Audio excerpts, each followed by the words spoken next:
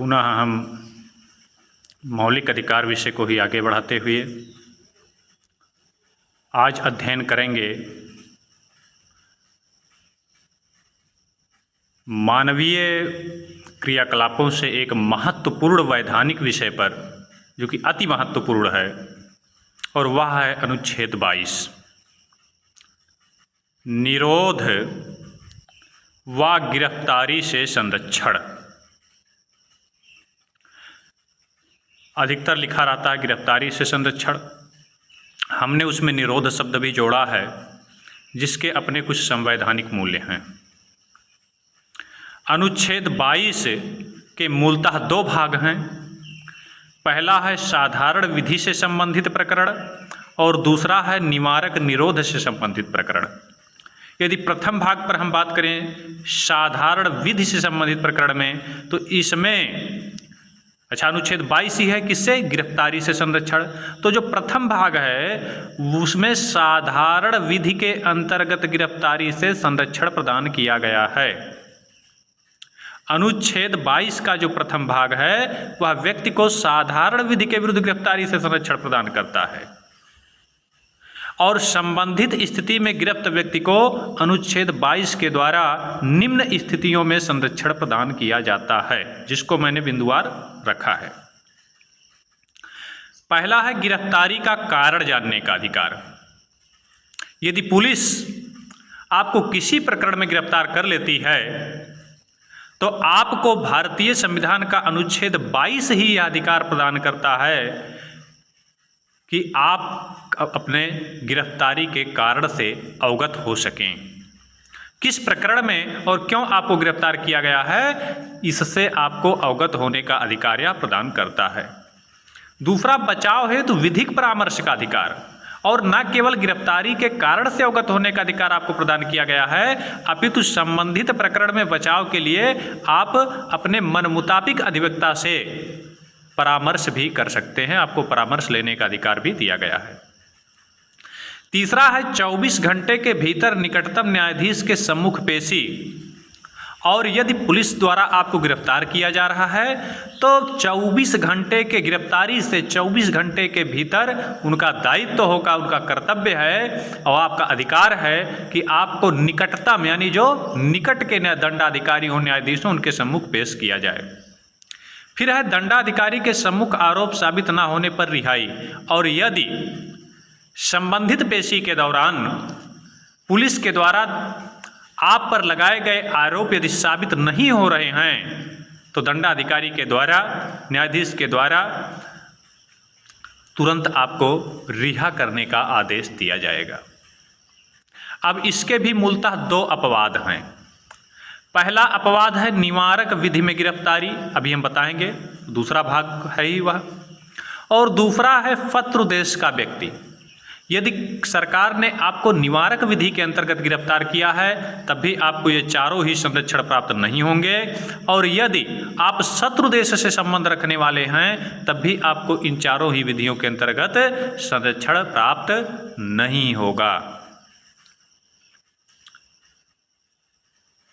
इस प्रकार ये भी जो चारों विधियां हैं ये असीमित व निरपेक्ष नहीं हैं। समय काल परिस्थिति के मद्देनज़र विधायिका द्वारा इसमें इन्हें सीमित भी किया जा सकता है और इनमें कटौती भी की जा सकती है। तो सीमित का मतलब विभिन्न हम कह सकते हैं कि एक प्रकार से विधायिका द्वारा कानून निर्माण के माध्यम से इसमें कटौती भी की जा सकती है, इसको सीमित भी किया जा सकता है समय काल परिस्थिति के मद्देनज़र। अब हम बात कर लेते हैं कि यही एक कटौती वाला ही भाग है। दूसरा जो विधि है गिरफ्तारी से संरक्षण का, प्रथम भाग था साधारण विधि के अंतर्गत गिरफ्तारी से संरक्षण, दूसरा था निवारक विधि के अंतर्गत गिरफ्तारी से संरक्षण। यानी यदि सरकार के द्वारा आपको निवारक विधि के अंतर्गत गिरफ्तार किया गया है तब आपको क्या क्या संरक्षण प्रदान होगा। साधारण विधि में तो आप समझ चुके हैं। तो अनुच्छेद 22 के भाग 2, भाग प्रथम में साधारण विधि के विरुद्ध संरक्षण था गिरफ्तारी से, और भाग सेकंड में इस संदर्भ में गिरफ्तारी से व्यक्ति को संरक्षण प्रदान किया गया। यानी भाग 2 जो है 22 का, वह निवारक निरोध के अंतर्गत व्यक्ति को गिरफ्तारी से कुछ मामलों में संरक्षण प्रदान करता है। सबसे पहले हम जान लें कि निवारक निरोध का आशय क्या है, निवारक निरोध का मतलब क्या है। तो मूलतः निवारक निरोध का आशय है या इसका प्रमुख उद्देश्य होता है व्यक्ति को भावी अपराध करने से रोकना। जब आपको निवारक विधि के अंतर्गत गिरफ्तार किया जाता है तो वहाँ राज्य का जो है उद्देश्य है कि आप भावी कोई अपराध न करें, यानी अपराधवा करने से पहले ही जो है आपको गिरफ्तार कर लेना। निवारक यानी अपराध पर निवारण हेतु, आपराधिक कृत्यों के निवारण हेतु जो है इसमें गिरफ्तारी का प्रावधान किया गया है। यानी कि आप अपराध करें उससे पहले ही आपको अपराध करने से रोक दिया जाए, गिरफ्तारी कर ली जाए। जहां साधारण विधि में अपराध के दंड स्वरूप उसके भुगतान हेतु गिरफ्तारी का प्रावधान किया गया है, वहीं निवारक निरोध में राष्ट्र व समाज की सुरक्षा व शांति को प्राथमिकता प्रदान करते हुए अपराध हेतु दंड नहीं अपितु यहाँ जो गिरफ्तारी का उद्देश्य है वह अपराध से रोकना है। साधारण विधि में आपको जब गिरफ्तार किया जाता है तो किसी अपराध के बदले आपको दंडित करने के लिए गिरफ्तार किया जाता है, किंतु निवारक निरोध कानून के अंतर्गत इस व्यक्ति को गिरफ्तारी की जाती है व्यक्ति की, तो वहां व्यक्ति को दंडित करना नहीं, क्योंकि अभी तो व्यक्ति ने अपराध किया ही नहीं है, अपितु अपराध करने से रोकना है। अब प्रावधान क्या है इस संदर्भ में, तो उसमें है राष्ट्रीय सुरक्षा व सामाजिक व्यवस्था के दृष्टिगत संबंधित